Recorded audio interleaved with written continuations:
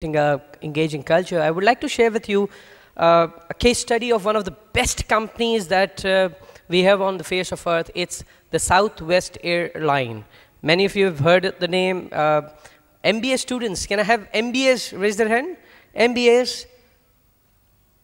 MBAs मुझे बहुत आता है.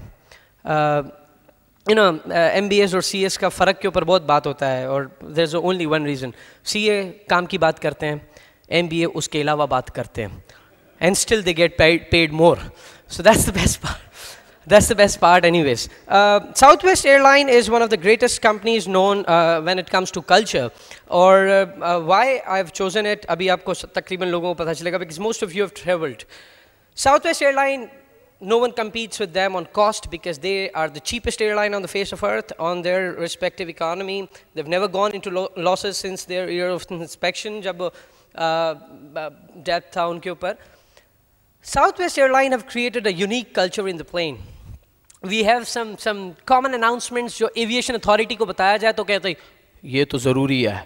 What are those announcements? You're all requested not to smoke in the plane. Especially Sukkur और मुल्तान की flights में अलग से announcement होता है. There are smoke detectors in washroom. And I've been just wondering कि आप ज़बरदस्ती provoke कर रहे हो, पी के दिखाओ. Southwest Airline have another way of doing it, and it comes through their employees, because employees engaged, ideas awesome. So they have another announcement. An announcement goes like this: you're all requested kindly not to smoke in the airplane. However, if you still wish to smoke, you can always go out of the plane, sit on the wings, and enjoy the movie Gone with the Wind. Duh.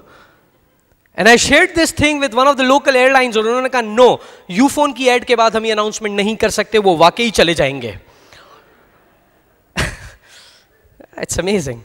Then we have our good little pilot. We have two pilots, pilot and the co-pilot. And pilot is sitting up there and sharing some really unwanted facts. We are flying at this height. अब हमने कौन सा कूदना है? And one more interesting thing हमारी मासूम आवाम के साथ जो होती है, बाहर का दर्जा हरारत -40 डिग्री सेंटीग्रेड है. And the person sitting next to me said, झूठ बोलता है, धूप निकली हुई है, मनफी कैसे हो सकता है? And the last thing that can happen in the airplane is हम नवाब शाह के ऊपर से गुजर रहे हैं. Because ये आवाम इतना डिस्काउंट चाहती है, वो उठ के नवाब शाह देखने जाती है. अब हम इतना भी नीचे नहीं है कि हम दुकान से चीज़ें वीज़ें खरीद लेंगे. But unnecessary announcement. Southwest Airline have their own announcement. The pilot have their headphone, walking in the plane crew meeting with people sitting over there, and then while leaving he said, actually my friend, that is the co-pilot, actually my friend was sleeping, so I just thought of walking around. And you know what?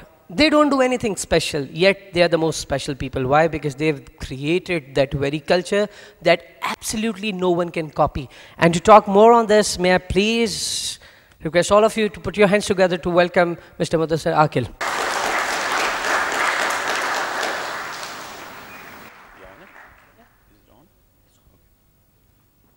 Thank you, Suhail, for a very generous and entertaining introduction. Ladies and gentlemen, Suhail talked about the Dukhi Ram executives in his introduction. I think executives are a very interesting breed. For instance, this our friend here on the screen also appears to be a Dukhi Ram CEO, and he wants the culture of his company fixed by this afternoon. Very typical of the executives that I'm sure all of us have come across. And by the way, the poor guy standing next to him must be the head of HR.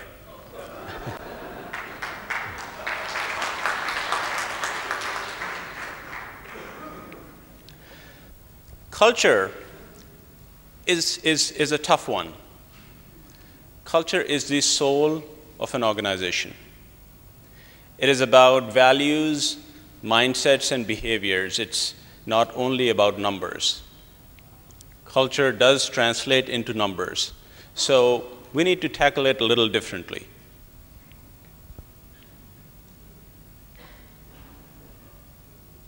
There was a study done by Bain Consulting in 2007, which was a global survey, and they interviewed 1,200 senior executives from all over the world, and 91% of them rated culture as important as strategy for business success.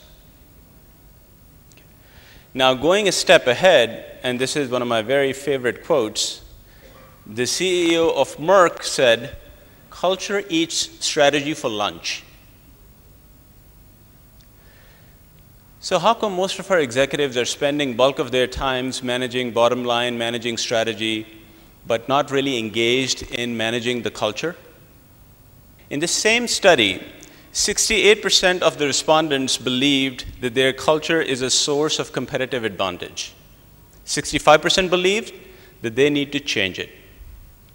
81% said that an organization that lacks a high-performing culture is doomed to mediocrity. However, most interestingly, only less than 10% succeed in building a winning culture. So everyone seems to know the importance of a winning culture, but we can't seem to figure out how to do it, right? Okay. Now, I'm not an expert in reforming culture, so I'm going to talk some common sense. It is more about a what to do discussion, presentation, not a how to do it. I'm sure that all of you can do it better than I can do it. So these are some of the ideas that have made sense to me, and I'd like to share those with you. First and foremost, you need to understand that what your current culture stands for. For example, Toyota emphasizes very strongly on quality and cost and efficiency.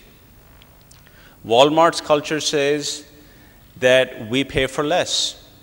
So it's generating value for the customer. 3M, which is also one of the sponsors of this event, talks about an innovation culture.